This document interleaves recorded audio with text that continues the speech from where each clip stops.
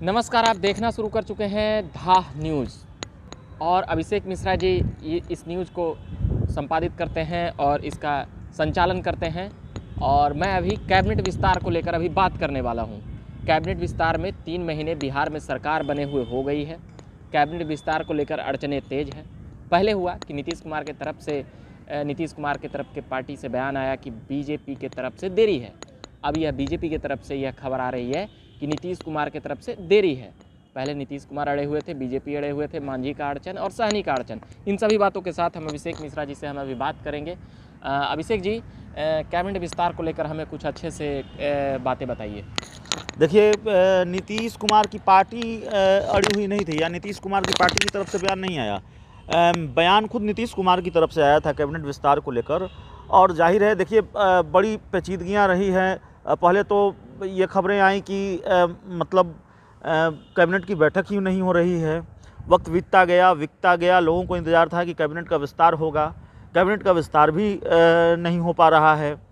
अब 3 महीने हो चुके हैं और इन 3 महीनों में जब कैबिनेट का विस्तार नहीं हुआ तो कुछ दिनों पहले तक बयान आया था सीएम नीतीश कुमार की तरफ से कि देखिए, बीजेपी की तरफ से रिपोर्ट नहीं आ रही है।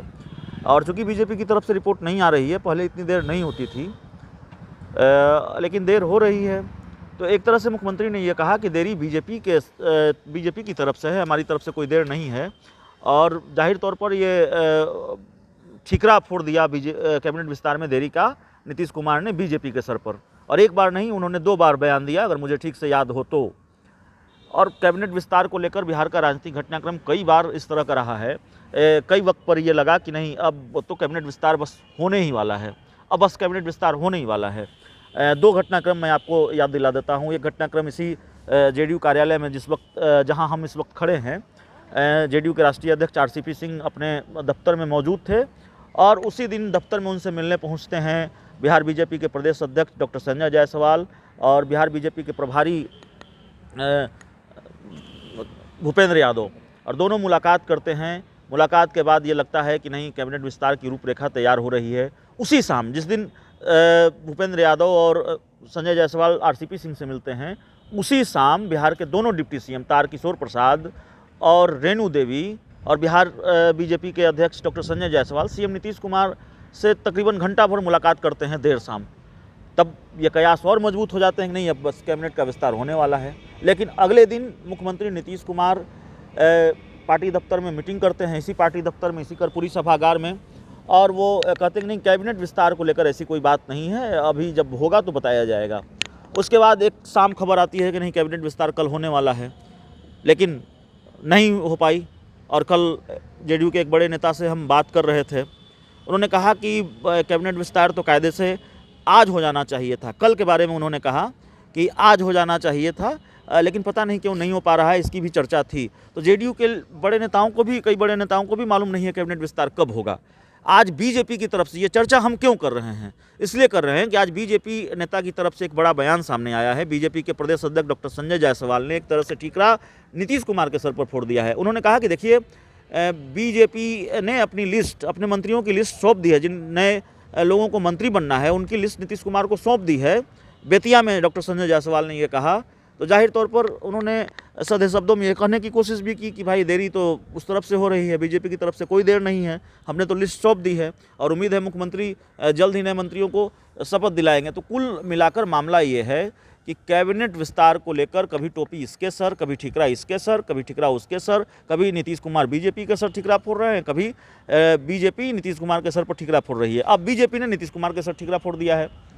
जिस बात की डर थी अभिषेक जी कि नीतीश कुमार का सीट कम आएगा तो बीजेपी हावी होगी, अब वो बातें दिखती हुई नज़र आ रही है।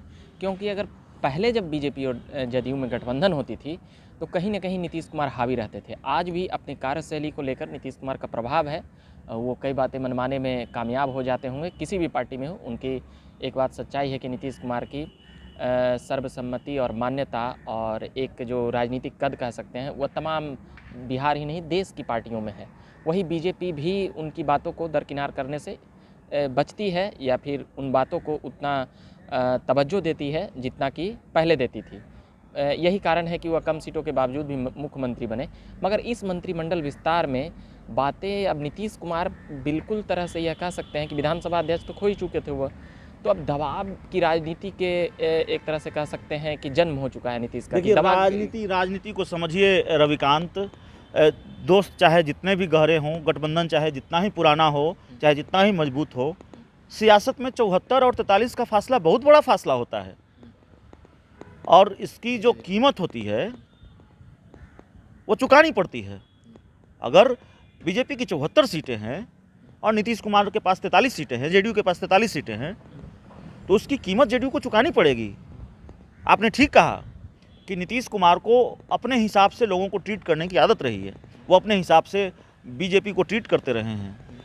और एक वक्त तो यह भी था ना कि नीतीश कुमार ये तय किया करते थे कि बीजेपी का स्टार प्रचारक कौन होगा। पीएम मोदी को, जो आज के पीएम हैं, तब गुजरात के मुख्यमंत्री थे, उन्होंने बिहार में आने नहीं दिया था। तो नीतीश कुमार अपने हिसाब से बीजेपी को ट्रीट करते रहे हैं, लेकिन आप जानते हैं अब वो स्थिति नहीं है।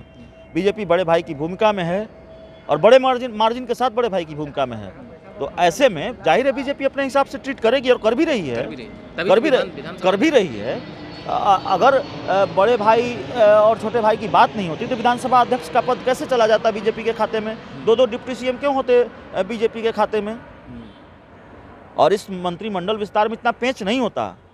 पेच इसलिए भी है, जो खबरें आ रही है कि जो और भी कई महत्वपूर्ण पद हैं वो बीजेपी चाहती है अपने कोटे में। शाहनवाज हुसैन एमएलसी बनने के लिए बिहार नहीं आए हैं। शाहनवाज हुसैन सिर्फ मंत्री बनने के लिए बिहार नहीं आए हैं।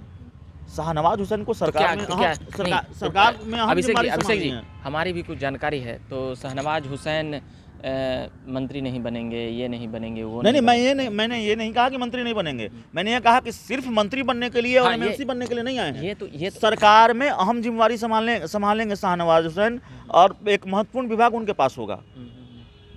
ये बात तो है। मगर मेरी भी बातें मान लीजिए कि बीजेपी में कोई एक व्यक्ति के ऊपर निर्भर करके कोई बातें नहीं होती है। बीजेपी 3-4 स्टेज वो चलकर या सोच समझकर वो काम करती है।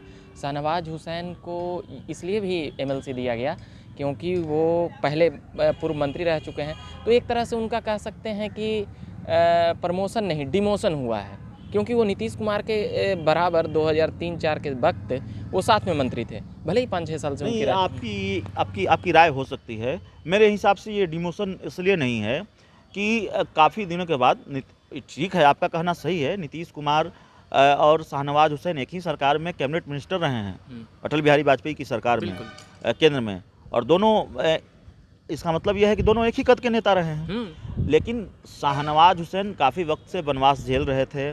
भागलपुर सीट जेडीयू के खाते में चली गई थी, लोकसभा सीट, तो वो वहाँ से चुनाव नहीं लड़ पाए। सरकार में कोई अहम पद नहीं मिला। राज्यसभा जाने की चर्चा थी, केंद्र में मंत्री बनाए जाने की चर्चा थी, बाद में वो भी नहीं हुआ। तो उनको विधानसभा चुनाव लड़ने को भी कहा गया था, उन्होंने मना कर दिया था। पूरी बात सुन लीजिए। विधानसभा चुनाव लड़ने को कहा गया था, उन्होंने मना कर दिया था।